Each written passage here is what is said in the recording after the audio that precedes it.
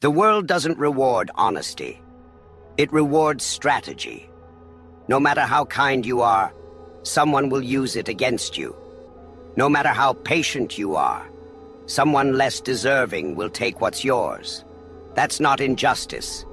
That's design. Society was never built to make you powerful. It was built to make you predictable. From the moment you were born, you were trained to follow invisible rules. Be nice, be humble, be loyal, be patient, be honest, be like everyone else. They call it morality. But it's really control, because the more rules you follow, the easier you are to rule. Machiavelli saw this centuries ago. He understood that the system doesn't fail the good man. It uses him. The truth is simple but brutal. If you want freedom, you must unlearn what they taught you. You must break the rules they worship. Today, we expose the 7 rules of society you should never follow. The ones that keep you weak, broke, and obedient. And the truths that will make you untouchable. But remember, this is not about destruction. It's about defense. Because once you see these rules for what they are, you'll never go back to the man you were before. Always tell the truth. That's what they told you. They said honesty makes you pure, that transparency builds trust, that truth will set you free. But that's not what happens in reality, is it? Tell the truth to the wrong person, and they'll use it against you. Tell the truth too early, and they'll steal your ideas. Tell the truth too often, and you'll give away your power. Machiavelli understood this centuries ago. He wrote that a ruler must learn to disguise his intentions, because men judge by appearances, not by facts.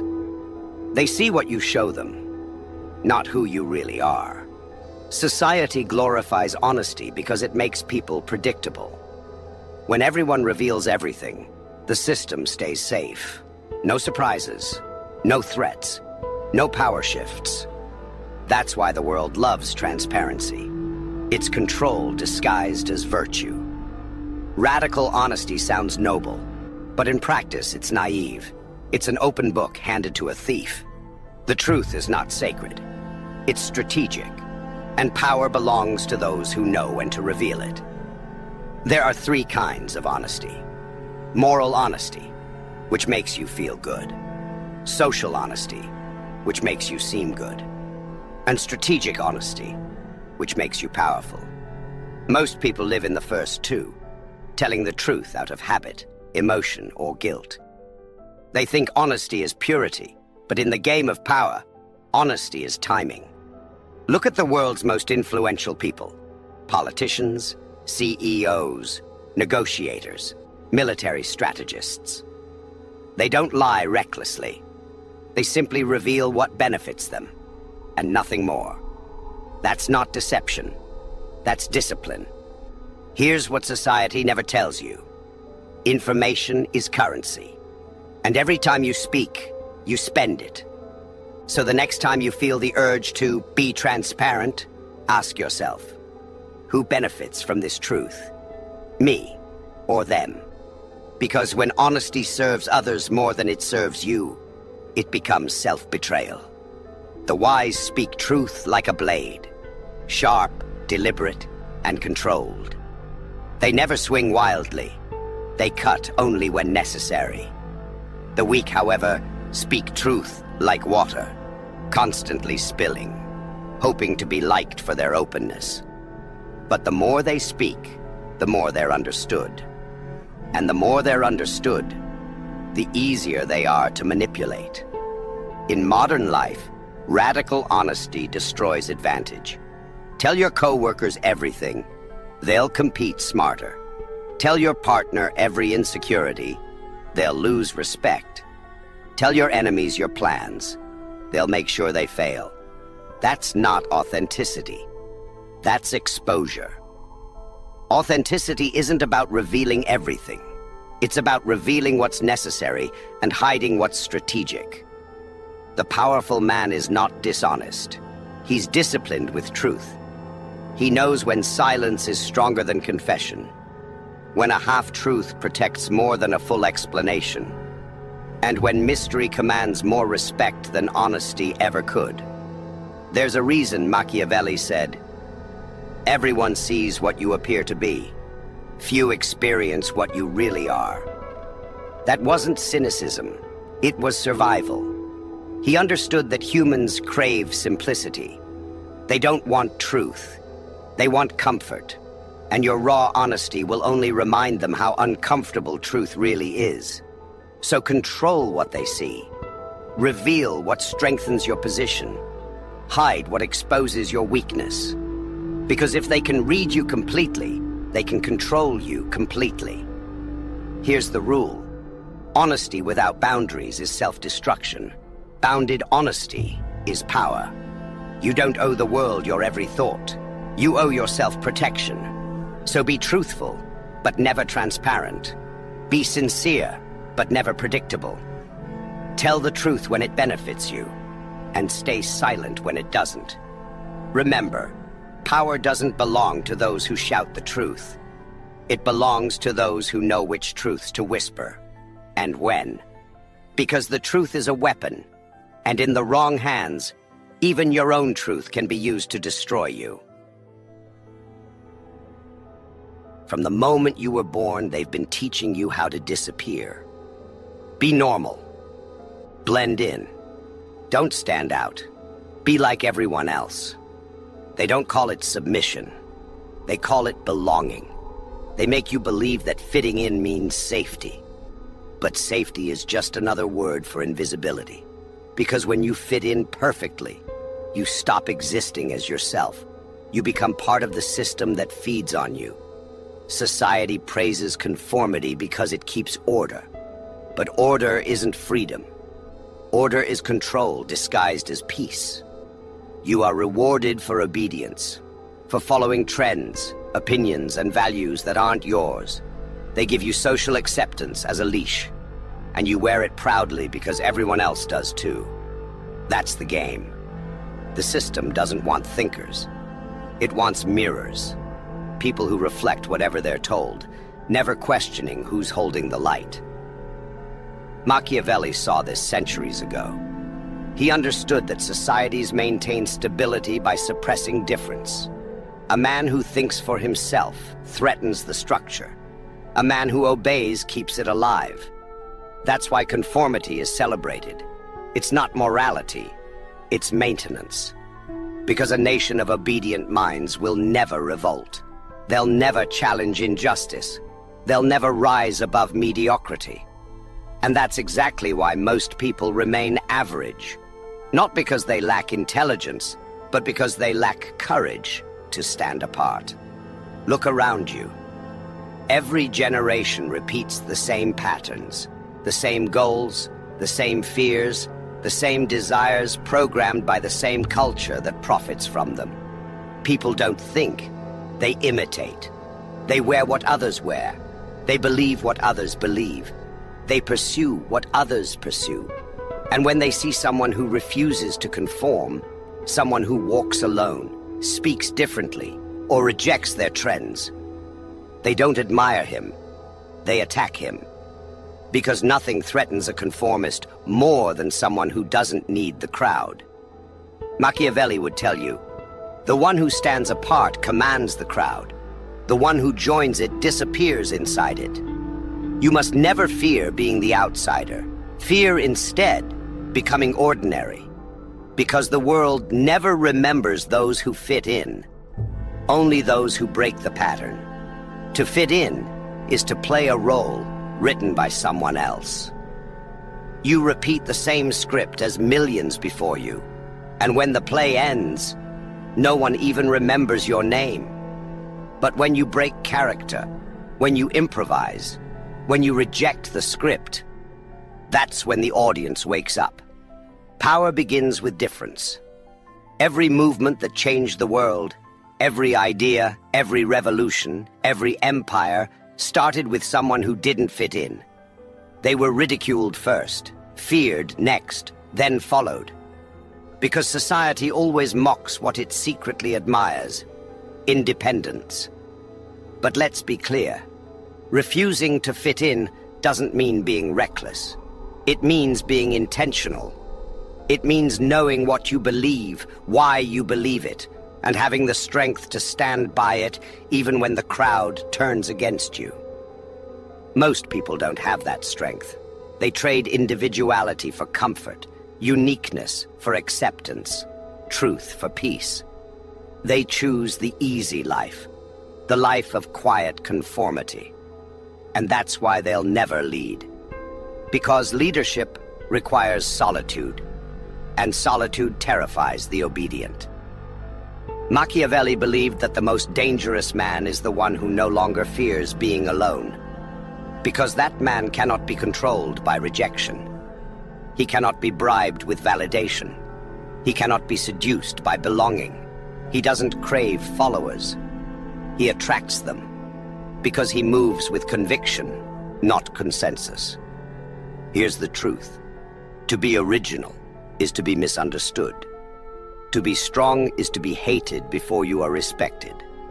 And to be truly free is to accept that most people will never understand you. And that's okay. Because your goal is not to fit in. It's to stand out so completely that others must adjust to your gravity. So stop apologizing for being different. Stop chasing the approval of people who secretly envy your courage. Stop bending your edges just to fit into a shape they find comfortable. Conformity may buy you temporary peace, but individuality earns you eternal respect. Remember this law. The crowd fears the one who walks alone, because he cannot be influenced. So walk alone when you must. Speak truth when others stay silent. And when they tell you to fit in, smile, because that's how you'll know you're already above them. They tell you to be humble, to stay grounded, to never make too much noise about your success. They say it's a virtue, but it's really a strategy of control. Humility sounds noble, but for most people it's not strength. It's fear disguised as virtue. The world praises humility because it keeps powerful people silent. Because when you hide your strength, you make others feel comfortable in their weakness. And that's exactly what society wants. Comfort, not excellence. Think about it. The moment you start rising, they say, don't get arrogant. The moment you start winning, they say, stay humble. They're not protecting your soul. They're protecting their egos. Because your confidence reminds them of everything they could have been but weren't. Your success exposes their excuses. Your ambition threatens their stability. So they tell you to dim your light and call it humility. Machiavelli understood the danger of appearing too powerful. He wrote that a prince should appear merciful, faithful, humane, and religious, but only appear so. Because too much humility invites predators. To survive, you must learn balance. Display modesty when it's strategic, but never believe you owe it to anyone. Humility is useful camouflage. It disarms envy. It hides ambition.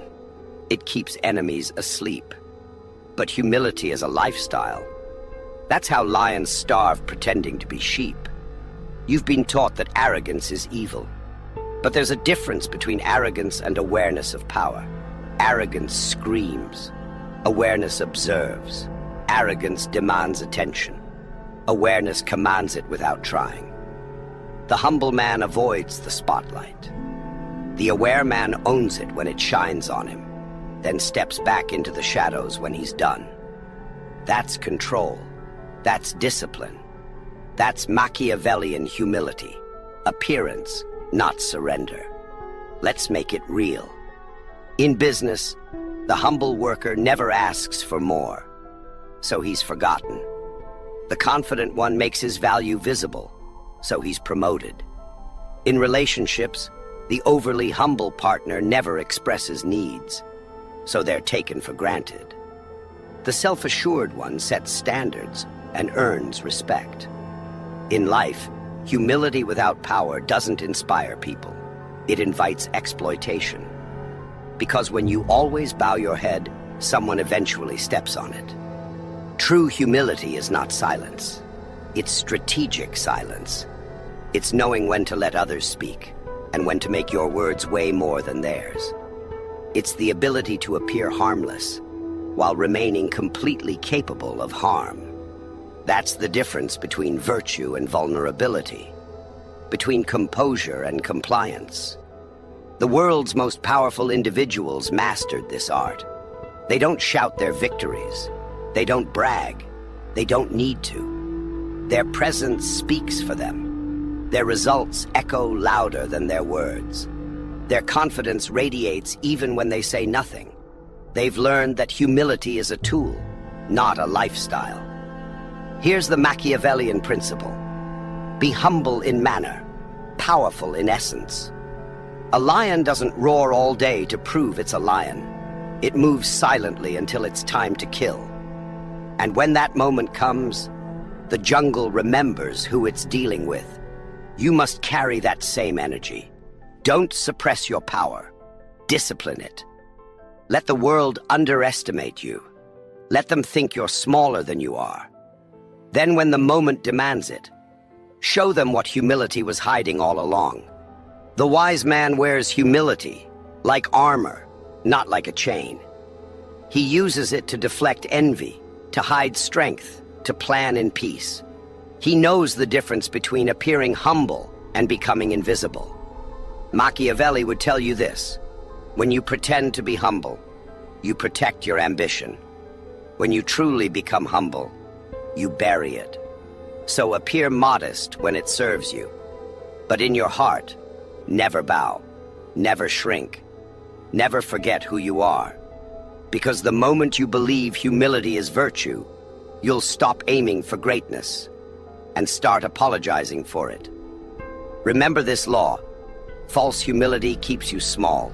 Strategic humility keeps you safe. Know when to bow, know when to rise, and know when the performance ends. Because in the theater of power, the humblest smile often hides the sharpest mind. You've heard it since childhood.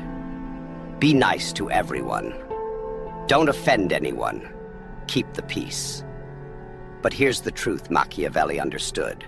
The man who tries to please everyone eventually pleases no one. Niceness is not virtue, it's control. Society preaches it because it keeps people tame. A nice man is predictable, safe, and easy to ignore. He won't challenge authority. He won't say no. He won't draw boundaries. He'll swallow his anger and call it maturity. That's exactly what they want. Because once you fear being disliked, you become a puppet. You'll compromise your truth just to keep harmony. You'll betray your instincts just to keep peace. And you'll hand over your strength in exchange for approval. Niceness, when used as a constant state, destroys power. It erases respect. It makes people comfortable taking advantage of you, because they know you'll forgive them. But here's the paradox. The same people who tell you to be nice will secretly admire those who aren't. They'll gossip about the ruthless, but they'll follow them. They'll criticize the assertive, but they'll obey them. They'll label the unafraid as arrogant, because deep down, they wish they could be the same. Machiavelli wrote that a ruler must learn how not to be good, and use goodness only when it serves his purpose. He wasn't celebrating cruelty. He was warning against blindness. To survive in power, you must understand when kindness is strategic, and when it's suicide. Think about the strongest people you know. They aren't cruel, but they are selective. Their kindness is earned, not automatic. Their forgiveness has a cost. Their respect must be reciprocated.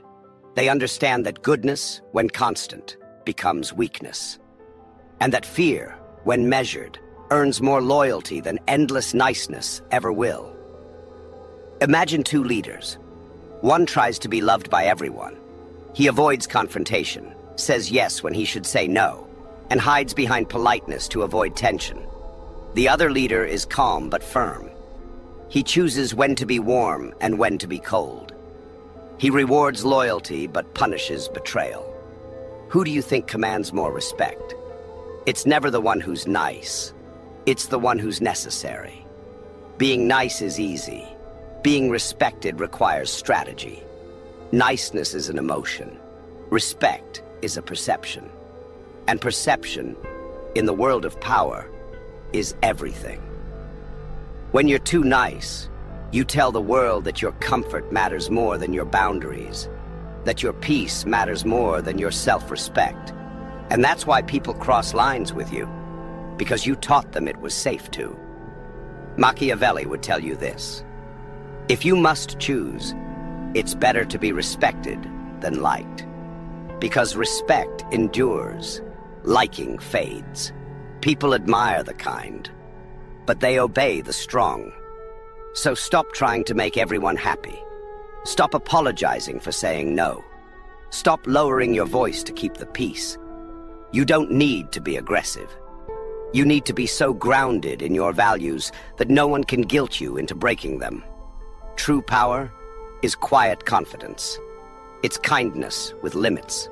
It's calm with claws. When you master that balance, you stop being nice and you start being effective. Remember this law: unconditional kindness is a leash. Strategic kindness is a weapon.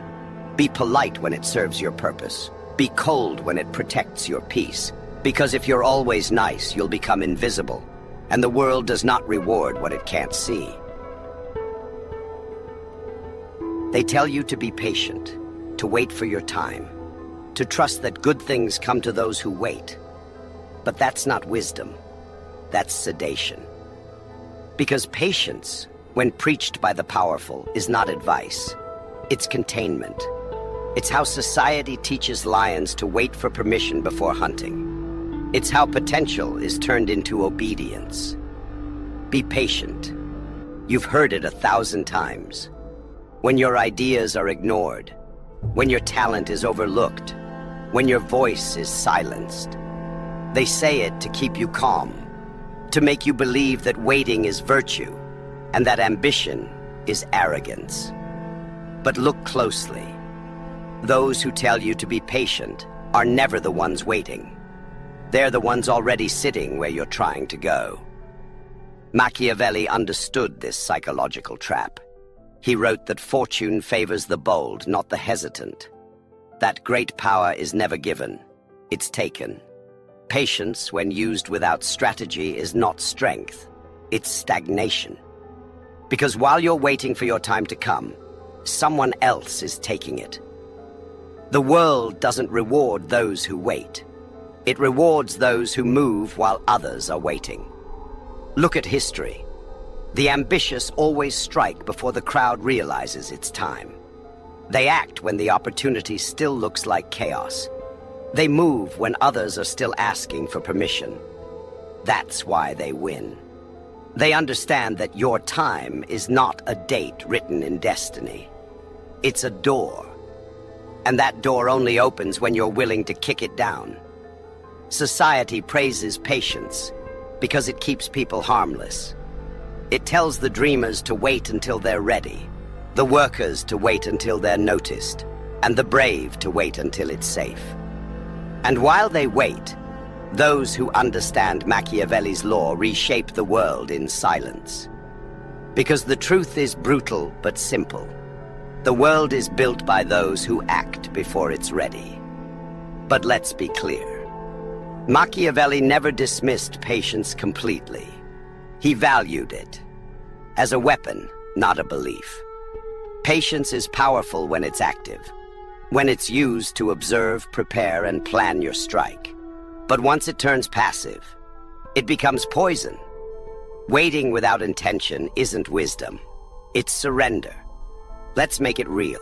Two men want success. One waits. He tells himself, My time will come. He plans endlessly, refines endlessly, doubts endlessly, until years vanish. The other moves. He makes mistakes, yes, but he adjusts, adapts, learns.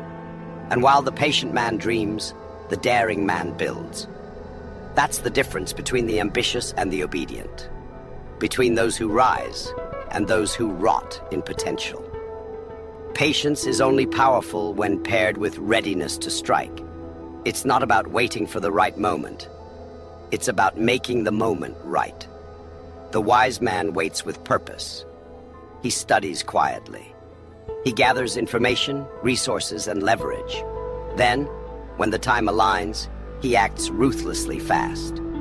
That's not patience, that's precision. So don't misunderstand this law. The message isn't be impatient. It's stop confusing stillness with strategy. You're not meant to wait for your time. You're meant to create it. Every second you hesitate, someone else is moving. Someone else is executing. Someone else is becoming who you were meant to be. Machiavelli would tell you this: the world doesn't care who deserves power. It only cares who takes it. And those who wait for permission end up ruled by those who never asked for it. So the next time someone says, "Be patient, your time will come," remember, it's not a prophecy. It's a command meant to keep you still. Your time doesn't come. It's created, claimed, and defended. So stop waiting for the right moment. Act before the crowd wakes up. Strike before the opportunity is named. Because when everyone finally sees the door, it's already closed, and the key will be in your hand. Patience is not a virtue. It's a strategy. Use it when it helps you move unseen, not when it stops you from moving at all. And when the world tells you to wait your turn, remember this: the powerful don't wait. They decide when their turn begins.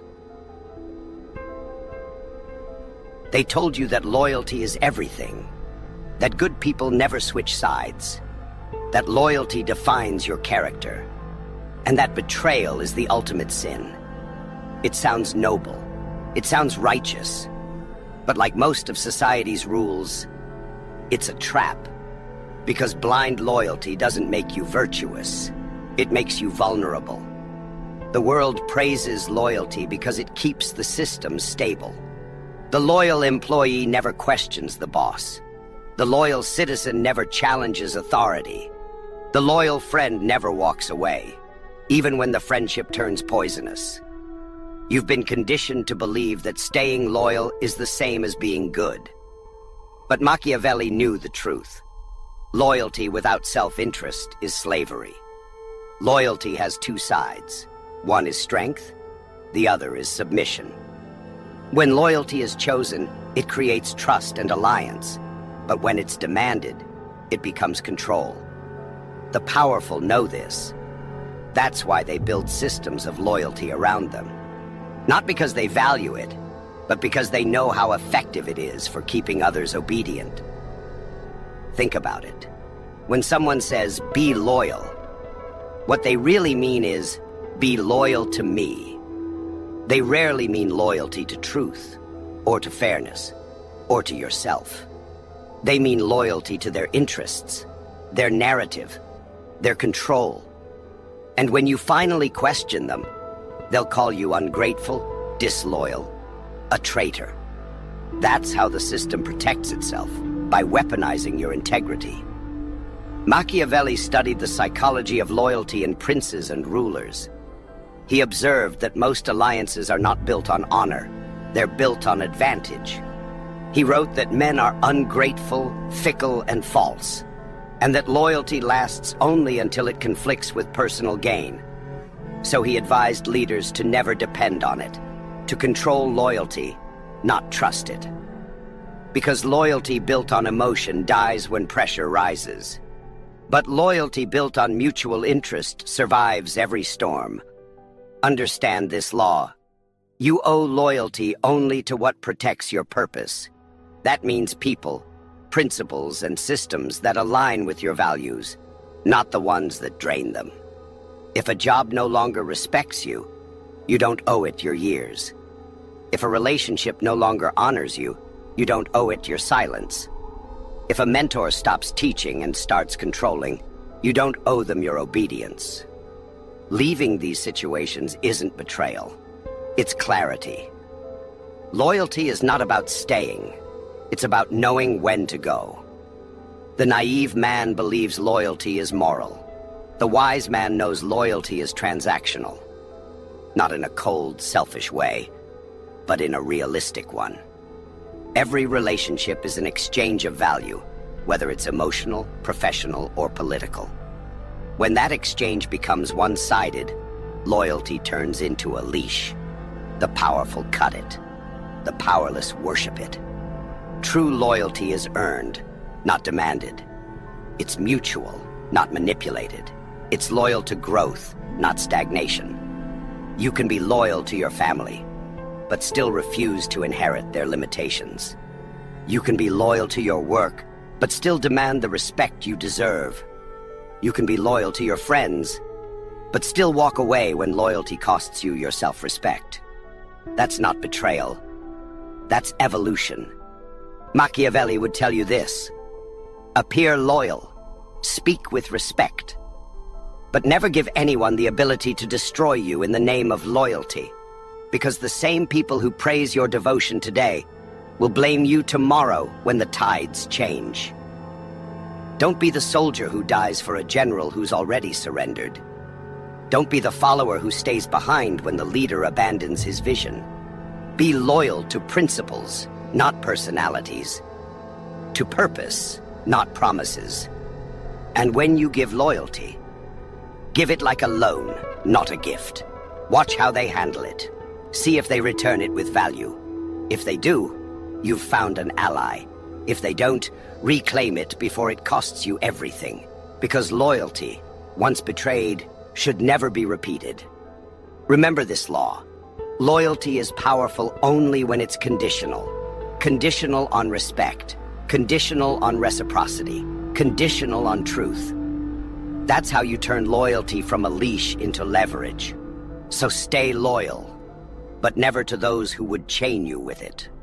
Stay devoted, but only to what keeps your fire alive.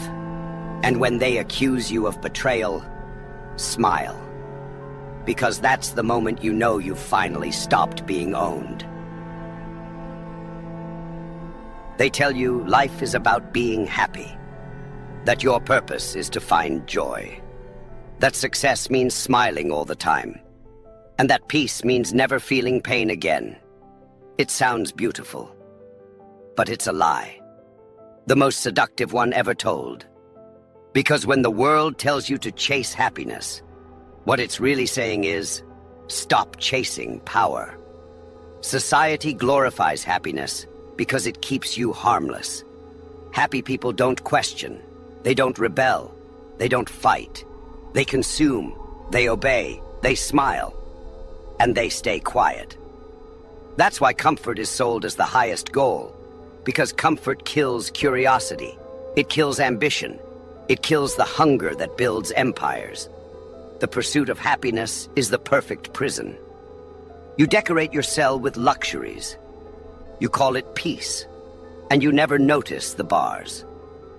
Machiavelli understood something far darker, that the greatest minds rarely live in happiness. They live in clarity. He wrote that men are driven by either fear or ambition, and that both create tension, conflict, and struggle. But that struggle is what keeps a man alive. The man who avoids struggle in search of constant happiness is already dying, quietly. Real growth feels nothing like happiness. It feels like resistance. It feels like uncertainty. It feels like chaos testing your limits. But that's what evolution is. The constant destruction of your old self. And yet society teaches you to run from that. To seek pleasure. To numb pain. To believe that comfort is peace. But comfort isn't peace. It's numbness. It turns the human spirit into a domesticated animal. safe, calm, and forgettable. Think about the people you admire most, the ones who changed history, the ones who built nations, led revolutions, reshaped culture. Were they happy? Rarely. But were they fulfilled? Absolutely. Because fulfillment doesn't come from pleasure. It comes from purpose. It comes from the discipline to pursue meaning even when it hurts. The strong understand this law. Happiness is a byproduct, not a destination. You feel it sometimes, but you never chase it. You chase meaning, you chase mastery, you chase truth. And in those rare moments when everything aligns, you taste happiness as a reward, not as a right. Society will tell you you're wrong for thinking this way. They'll call you cold. They'll call you cynical. Because they need you to believe that comfort is success. So you never question why you're still unfulfilled. But Machiavelli would whisper to you what few can hear. The goal is not to be happy. It's to be free. And freedom demands sacrifice. It demands pain, solitude, and power over your own emotions. That's why few ever find it, because they'd rather feel good than become great. So stop chasing happiness. Stop measuring your life by moments of pleasure. Start measuring it by how much you've grown, endured, and built. Because happiness comes and goes. Power stays. And peace only arrives when you've earned the right to stand above what once controlled you. Remember this law. Happiness is the bait. Purpose is the hook. And only the wise escape the line. When you stop needing to be happy, you become unstoppable. Because nothing can manipulate a man who no longer fears discomfort. That's where real strength begins. And that's where this journey ends. You've now learned the 7 rules society uses to keep you obedient, and the 7 truths Machiavelli would use to set you free. These lessons aren't about cruelty. They're about clarity. They're not about dominating others. They're about refusing to be dominated by illusion. You were never meant to live by their rules. You were meant to understand them, outthink them, and rewrite them. So ask yourself, which rule still controls you? And more importantly, how much longer will you let it? If this opened your eyes, hit that like button. If you believe more people need to hear the truth about power, share this video. And if you want more insights on psychology, strategy, and self-mastery, subscribe and turn on notifications, because this is only the beginning. Welcome to the inner circle, where power is no longer something you chase. It's something you become.